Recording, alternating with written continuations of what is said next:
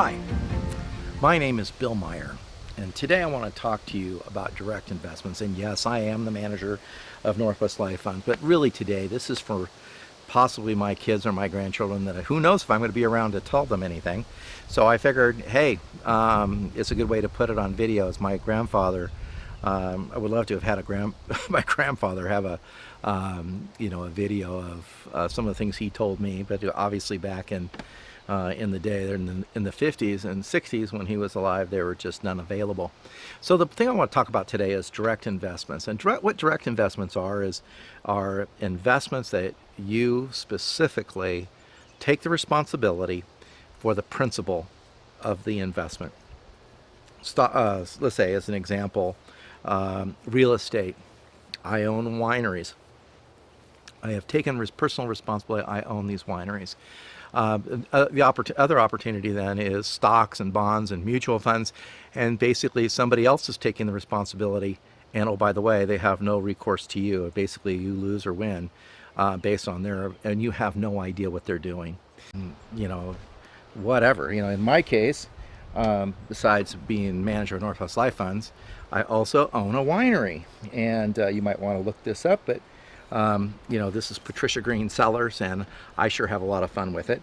And I've managed and owned that for about 20 years, and I've actually had 3 wineries. It's nothing that I planned on, but that has created generational wealth for me and my family. So, what's the alternative? We can always invest in stocks and bonds. Have you ever heard of anybody ever making great wealth out of the stock market? Well, your stockbroker might have. But most people don't make money. I've been involved in this for pushing it 40 years, and people just don't make a ton of money in the stock market. They don't accumulate wealth because you have risk of principal that you have absolutely no control over. So, I like to talk about one of my clients. I'm going to leave his name out, but what happened, and he was a physician and he was a surgeon, and they're twin brothers. And the other brother had lots of issues, and he never even graduated from I have my dog here. He wants to help. He wants me to play with him, truthfully. So anyway, he inherited $2.5 million, and his brother inherited $2.5 million.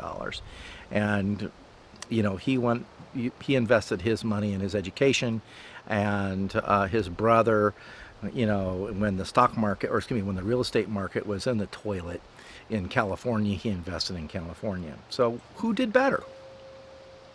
Well, the fact is his brother did better than he did. He invested his money in a 401k and did have his education, but the reality is his brother ended up with a $200 or $300 million estate, and both of them were smart. Both of them were successful, just in different ways. So one of the things I try to talk about then is it's not about brains, it's about taking advantage of opportunities. And my grandfather gave this to me when I was a very young man, and he talked about the 4 different opportunities that there are available, and only one of the 4 are going to make you money, and I want to talk about that today. So, and now he was at a time in 1906 in Portland, Oregon, when he went to medical school, and he was, he had to go on the cable car to get to medical school.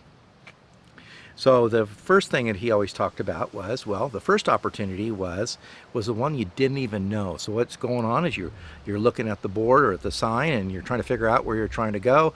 The cable car opens its door and closes the door because you weren't ready to go. Boom, gone. So the one that you never saw. The second opportunity is the one the door opens, you reach into your pocket, and there's no cash. You don't have any money. Wow. Okay, so the third one is you see in the street you see a nickel. At that time it was a nickel. So you grab the nickel, but you're not sure it's the right trolley car. You just don't know. So the door closes, it moves on. Finally, the last one, You know it's the right opportunity. The door's open, you have the fare, you walk in and you drop the coin in and you're off you go. Well, guess what? That means you gotta have cash. And so one of the most important things you can do for yourself is create cash. Grandpa was a maniac about creating cash because the time to invest something is when the market is collapsing. The real estate market, just like in California, it goes down in the toilet and everybody's scared to death, but you're not. You make the investment because you have the cash. So the most important thing is have patience and have cash. You can work for somebody else, that's okay.